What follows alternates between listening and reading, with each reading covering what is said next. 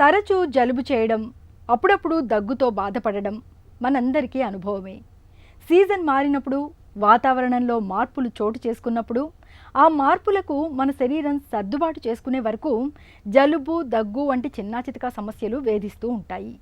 దీర్ఘకాలిక జబ్బులతో బాధపడే వారికి జలుబు, దగ్గు బాధలే పెద్ద సమస్యలుగా మారుతూ ఉంటాయి. జలుబు, దగ్గుతో బాధపడుతున్నప్పుడు ఆ బాధల నుంచి ఉపశమనం కోసం మన సంప్రదాయ వైద్యం, ఆయుర్వేదం చెబుతున్న చికిత్సలు, పరిష్కార మార్గాల గురించి ఇప్పుడు తెలుసుకుందాం.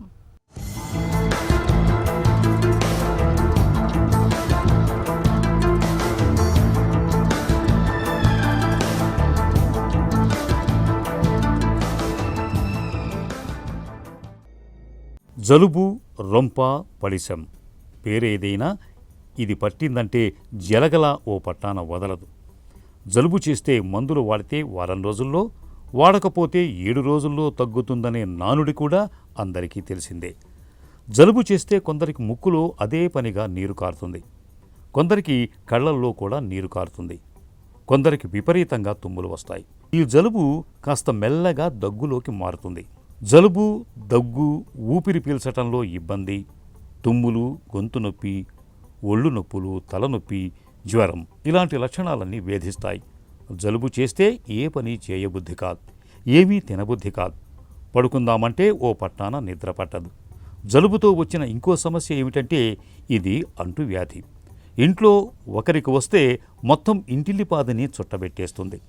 జలుబు, దగ్గుతో వచ్చిన సమస్య ఏమిటంటే అవి చెవి, గొంతులో కూడా సమస్యల్ని తెచ్చిపెడుతూ ఉంటాయి. ఆయుర్వేదంలో రోగాలకి అనేక రకాలైన చికిత్సలు చెప్పడం జరిగింది. అలాగే రోగాలను కూడా డిఫైన్ చేయడం జరిగింది. అందులో జలుబు, దగ్గు, ఆయాసం అనే ఒకదాని తర్వాత వస్తాయి. అలాగే ఫస్ట్ జ్వరం కూడా చెప్పడం జరిగింది. కాబట్టి జలుబు, దగ్గు, ఆయాసం అనేది ఈ మధ్యకాలం ఈ కరోనా లాంటివి వచ్చాక ఇంకా అధికం అవడము, అలాగే కొంతమందికి యాజ్ ఇట్ ఈజ్ సీజనల్గా రావడం అనేది మనం చూస్తున్నాం. అదేవిధంగా చిన్నపిల్లలకి ఎక్కువ జలుబులు, దగ్గులు వస్తూ ఉంటాయి. దానికి త్వరగా ఏ విధంగా తగ్గించుకోవాలన్నది కూడా చూస్తూ ఉంటారు. ముఖ్యంగా ఏంటంటే జలుబు, దగ్గు, ఆయాసం అనేది సెకండరీగా వచ్చేది. కాబట్టి ఈ దగ్గులో కూడా చాలా రకాలు, పొడి దగ్గు ఉంటుంది, అలాగే కఫంతో కూడిన దగ్గు ఉంటుంది, ఆయాసంతో కూడి ఉండే దగ్గు ఉంటుంది. కాబట్టి వీటన్నిటి కూడా ఆయుర్వేద పరంగా చాలా రకాలైన చిట్కాలు ఉన్నాయి, ఔషధాలు ఉన్నాయి, పద్ధతులు కూడా ఉన్నాయి. ఇనీషియల్గా మనం త్వరగా యాంటీబయాటిక్స్లోకి వెళ్లకుండా న్యాచురల్గా తగ్గడానికైతే 1 or 2 days మనం ప్రయత్నం చేయొచ్చు. అందులో ముఖ్యంగా ఏంటంటే మనం ఆహార పరంగా ఏంటంటే ఈ జలుబులు, దగ్గులు, ఆయాసాలు వచ్చినప్పుడు బాగా చల్లగా ఉన్న పదార్థాలు లాంటివి ఇవ్వకూడదు. అలాగే బాగా కఫం చేసే ఉంటాయి, ముఖ్యంగా అరటిపళ్ళు లాంటివి, రాత్రిపూట అరటిపళ్ళు లాంటివి, పెరుగు రాత్రిపూట ఇవ్వడము, అలాగే చల్లటి ఫ్రిడ్జ్లో పెట్టిన ఐస్ క్రీమ్స్ లాంటివి, కూల్ డ్రింక్స్ లాంటివి అవన్నీ ఇవ్వకుండా జాగ్రత్త పడితే కనుక కొంతవరకు మనం ఈ యొక్క అంటే కొన్నిసార్లు ఏంటంటే ఒక 2-3 days ఉండి తగ్గిపోయి కూడా ఉంటాయి. అంటే ఇన్ఫెక్షన్ అవనండి, వాళ్ళ ఇమ్యూనిటీ లెవెల్స్ అవనండి, ఒక్కొక్కసారి 2-3 రోజులు కూడా తగ్గిపోతుంది. కాబట్టి ఇవన్నీ జాగ్రత్తలు. అంటే ఫుడ్ పరంగా ఏం తినాలి అంటే బాగా అప్పటికప్పుడు వేడి చేసి పెట్టిన ఆహార పదార్థాలు, ఎక్కువ మసాలాలు లేని, ఎక్కువ వేపుడు లేని ఆహార పదార్థాలు, త్వరగా అరిగే ఆహార పదార్థాలు ఇస్తే కనుక వాళ్ళు త్వరగా కోలుకుంటారు. త్వరగా వాళ్ళకి ఆయాసం, దగ్గు, జలుబు అనేవి తగ్గడానికి అవకాశం ఉంటుంది. జలుబు ఓ పట్టాన విడవకుండా వేధిస్తుంది. వారాల తరబడి, నెలల తరబడి ముక్కు చిదుతూ ఉండేవారు చాలామందే కనిపిస్తూ ఉంటారు. జలుబుకు దగ్గు కూడా తోడవుతుంటుంది. ముఖ్యంగా పొడి దగ్గు బాగా వేధిస్తుంటుంది. జలుబు, దగ్గు బాధల మూలంగా కొందరిలో చెవి ఇన్ఫెక్షన్లు కూడా తలెత్తుతుంటాయి. ఇలాంటప్పుడు వేధించే జలుబు, దగ్గు బాధల నుంచి ఉపశమనం కోసం ఆహార విహారాల్లో కొన్ని ప్రత్యేక జాగ్రత్తలు తీసుకోవాలి. కొవ్వు పదార్థాలు, మాంసాహారం, పాల ఉత్పత్తుల్ని బాగా తగ్గించాలి. తాజా పండ్లను, కాయగూరల్ని అధికంగా అందించాలి. చికెన్ సూపులు, ద్రవాహారాల్ని తరచుగా తీసుకుంటే మంచి ఫలితం ఉంటుంది. తులసి, మిరియాలతో చేసిన కషాయం జలుబును త్వరగా తగ్గిస్తుంది. ఓ గ్లాసు వేడి నీళ్లలో 1 నిమ్మకాయ రసం పిండి 2 చెంచాల తేనె కలిపి రోజూ పరగడుపున తాగితే జలుబు తగ్గుతుంది. వేడి పాలల్లో చిటికెడు పసుపును కలుపుకుని తాగితే జలుబు వల్ల వచ్చే ఇబ్బందులు తగ్గుతాయి. అలాగే పొద్దున్నే వేడి పాలల్లో మిరియాల పొడి, కాస్త సొంఠి పొడి కలుపుకుని వేడి తగ్గకుండా చేస్తే జలుబు బాధల నుంచి చక్కని ఉపశమనం లభిస్తుంది. చిట్కాల విషయానికి వచ్చేసరికి అంటే చిట్కాలు చాలా రకాలు ఆయుర్వేదంలో చెప్పారు. అందులో ఏంటంటే మనకి పిప్పళ్ళు అనేవి మనకి దొరుకుతాయి, మిరియాలు అనేవి దొరుకుతాయి, అలాగే మనకి కరక్కాయ దొరుకుతుంటుంది, అలాగే సొంఠి అనేది దొరుకుతుంది. ఈ 4 ఐటమ్స్ అంటే అన్నీ ఒక్కొక్క చిటికెట్ చొప్పున తీసుకుని తేనెలో కలిపి కనుక పొద్దున్న సాయంత్రం కనుక ఇస్తే కనుక చాలా బాగా పనిచేస్తుంది. ఇది కాకుండా ఏంటంటే ఉత్తరేణి మనకి ఇళ్లలో దొరుకుతూ ఉంటుంది.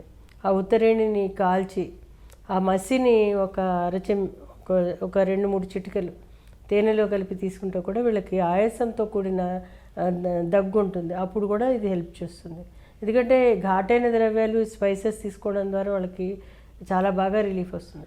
ఇలా కాదు, కొంచెం పెద్దవాళ్ళు ఉన్నారు, వాళ్ళకి దగ్గు వస్తుంది, అన్ఈజీగా ఉంటుంది, అలాంటప్పుడు దాల్చిన చెక్క, అలాగే పటికి బెల్లము, అలాగే పిప్పళ్ళు, మిరియాలు, సొంఠి, లవంగాలు ఇవన్నీ కూడా సమానంగా తీసుకుని చిన్నగా తేనె కలిపేసి ఉండలాగా చేసి పొద్దున్న మధ్యాహ్నం రాత్రి 3 పూట్ల కొంచెం గోరువెచ్చటి పాలతో పాటు తీసుకుంటే కనుక చాలా బాగా పనిచేస్తుంది.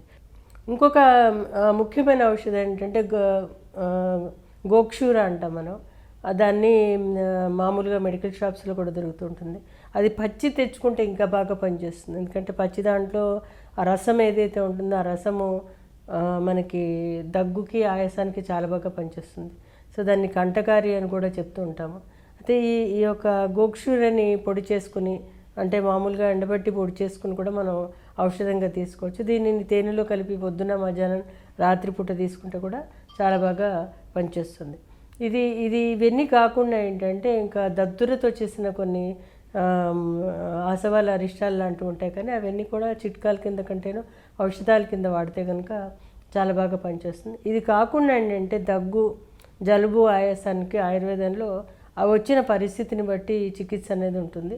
ముఖ్యంగా ఏంటంటే దగ్గుతో కూడి ఆయాసం ఉంటే, అటు పొడి దగ్గు ఉంటే ఒక రకమైన ఔషధాలు ఇస్తాం, అంటే కనకాసవం లాంటిది, అలాగే వాసకంటకార అవలేహం అనేది, అలాగే తాళిసీ పత్రం అనేది, సితోఫలాచూర్ణం అనేది.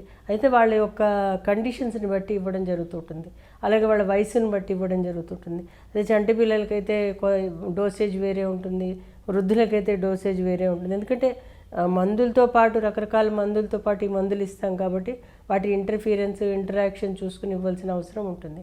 ఏదైనా ఉన్నా కానీ సీజనల్గా వచ్చే వాటిని నిర్లక్ష్యం చేయకుండా మనం పద్ధతిగా మందుల్ని టైమ్లీ తీసుకుంటూ ఇతర మందుల్ని కూడా అవసరమైతే వాడుకోవడం, లేదంటే వీటిని ప్రధాన ద్రవ్యం కింద తీసుకుంటే కనుక చాలా త్వరగా కోలుకోవడానికి అవకాశం ఉంటుంది. జలుబుతో బాధపడుతున్నప్పుడు తరచూ వేడి నీటి ఆవిరిని పట్టుకుంటే మంచి ఉపశమనంగా ఉంటుంది.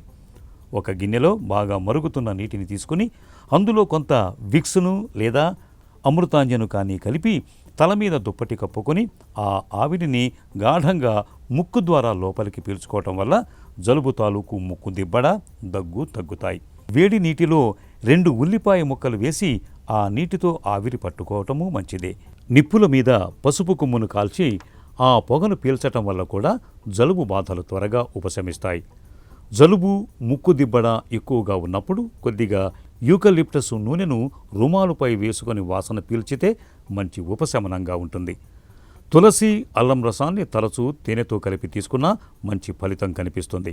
అయితే జలుబు కారణంగా చెవిలో పోటు వస్తున్నా, జ్వరం లాంటిది వచ్చి శరీర వేడి 102 డిగ్రీలకు మించి ఉన్నా, శ్వాస తీసుకోవడంలో బాగా ఇబ్బంది పడుతున్నా, 3-4 రోజులైనా గొంతు నొప్పి తగ్గకుండా వేధిస్తున్నప్పుడు ఆలస్యం చేయకుండా వెంటనే డాక్టర్ని సంప్రదించాలి.